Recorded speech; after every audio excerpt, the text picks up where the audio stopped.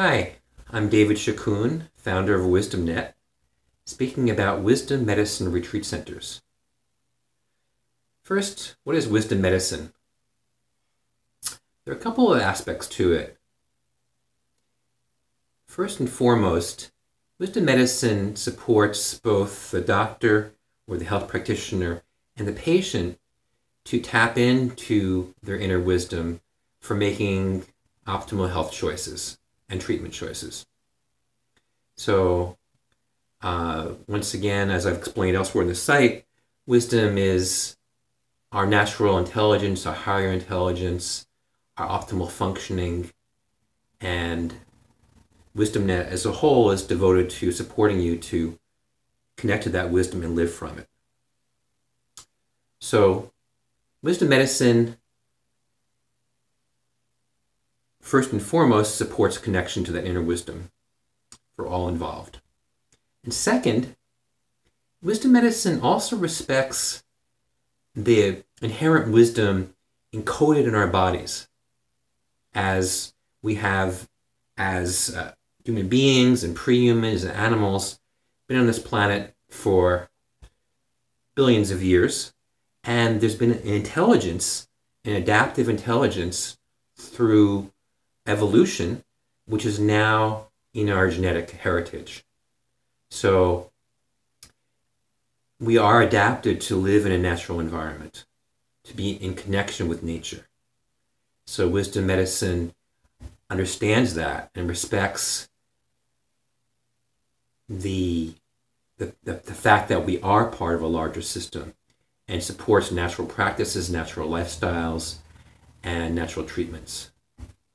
So broadly speaking, there are many now new and re-emergent natural approaches to medicine, such as naturopathy, a whole range of complementary and alternative medicine. It's also known as integrative or holistic medicine. And this is reflected by the cutting edge of medical research and supported by that research. So, Wisdom Medical Centers, particularly Wisdom Medical Retreat Centers, have a very special role in the continuum of wisdom medical care.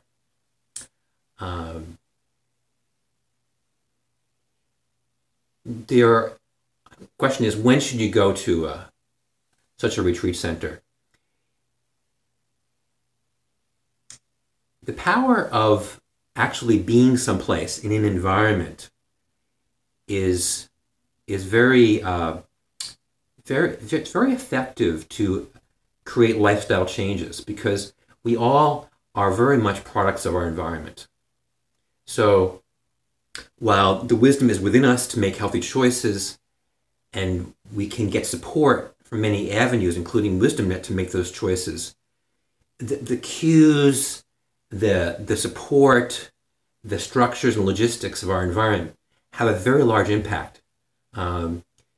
Studies have shown that environment is a powerful predictor of health and life success.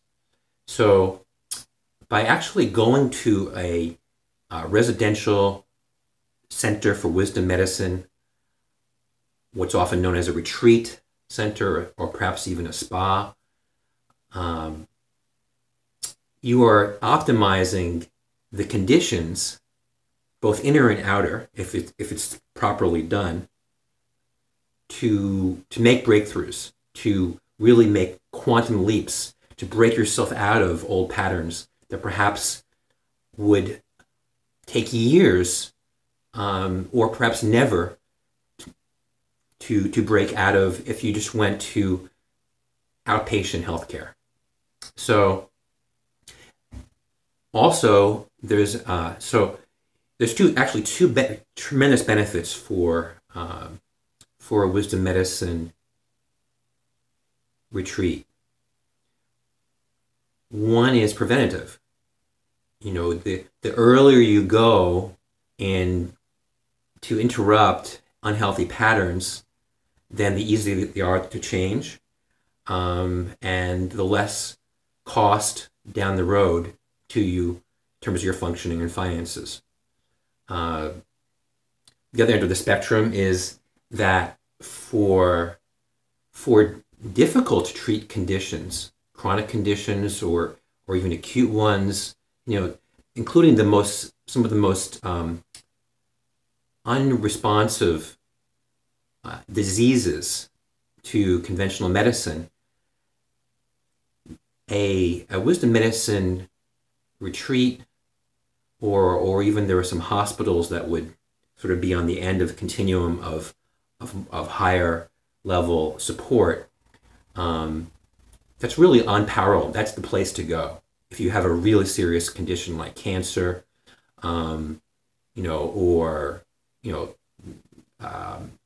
degenerative chronic diseases, and also a special category would be addictions.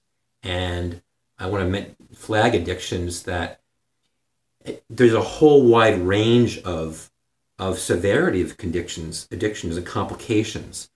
And so there's a spectrum of what actually can break somebody out of an addictive pattern to a healthy lifestyle. And some people can do it, what's called natural treatment, which is basically on their own. And there's a spectrum then to getting various levels of support, psychotherapy, support groups, et cetera, to more kind of intensive day programs, finally to residential programs.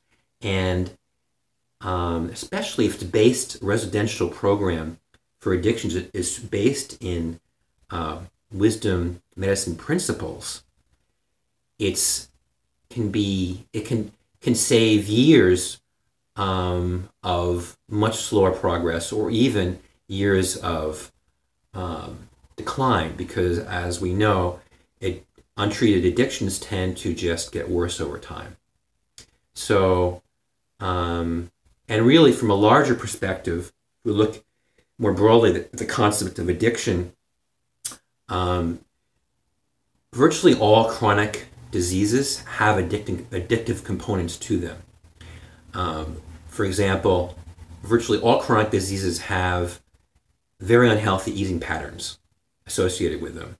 And why do people persist in unhealthy eating patterns in the face of increasingly high quality nutritional information?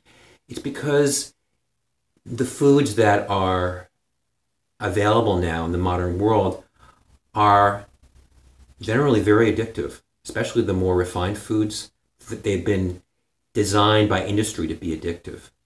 So it's very difficult for many people to make changes nutritionally. And this is well known by mainstream doctors. In many cases, they basically assume it can't be done, or it's very difficult, and they just compensate by giving people drugs, which is good if you're in a emergency situation.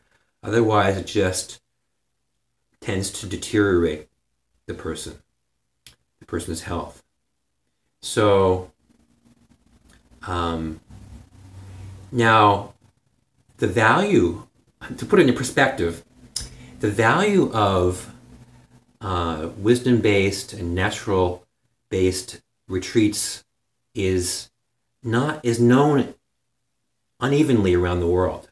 For example, in Europe, they have a long tradition of these kinds of retreats and spas, to the point where, in many cases, the treatments, prevention as well as for a particular condition, are covered by the national health insurance, very notably in France, Germany, and Austria, as large countries that stand out. And this is actually highly cost effective, because it prevents much more costly problems down the road to use natural approaches, which actually are effective, the most effective medicine there is, because it gets to the root cause. And that brings up the question of finances. In other countries, there isn't this kind of coverage. And a residential program, by its nature, is of significantly higher expense than other options. And as it stands right now, for example, in the United States, only a small percent of the population could actually afford those kinds of healing retreats. Some are covered. I will say this: if you're in the United States, particularly in the addiction field, there is some limited health insurance coverage for residential treatment programs. Unfortunately, it really depends on your insurance, and it can be quite limited. And also unfortunately, these treatment programs often do not embody wisdom principles. Some do to some extent, but particularly the holistic, naturopathic principles that really affect change on a cellular level in the brain chemistry that underlies many addictive patterns. These programs have not yet been developed to benefit from those principles. So I'm here to present a vision. The vision is that as the principles of wisdom medicine spread in all its various forms, it will be seen as highly effective and beneficial to make residential treatment, retreats, spa treatments, however you want to define it, to be highly available through the healthcare system. So with that, I encourage you to consider, whether for yourself or people in your life, whether it may be time to consider such a retreat. And it could be as short as a few days to many weeks, in the order of months, depending on how complicated the condition is and the severity. And one key thing to be aware of, particularly with addictive patterns, is that there's a certain threshold built into human physiology to actually break out on a physiological level out of what the body is used to in terms of substances particularly. And there's a lot of evidence that takes at least 3 weeks. I mean, it's often said for habits in general as well, non-addictive habits. But there's a lot of evidence that it's 3 weeks to a month for many addictive patterns, plus or minus, depending on the pattern. And so I encourage you to consider whether it may be possible, beneficial, worthwhile for you to attend a wisdom medicine retreat center program. I appreciate your listening. Refer you to other upcoming videos on wisdom medicine that I'll be posting on the WisdomNet site. Thank you.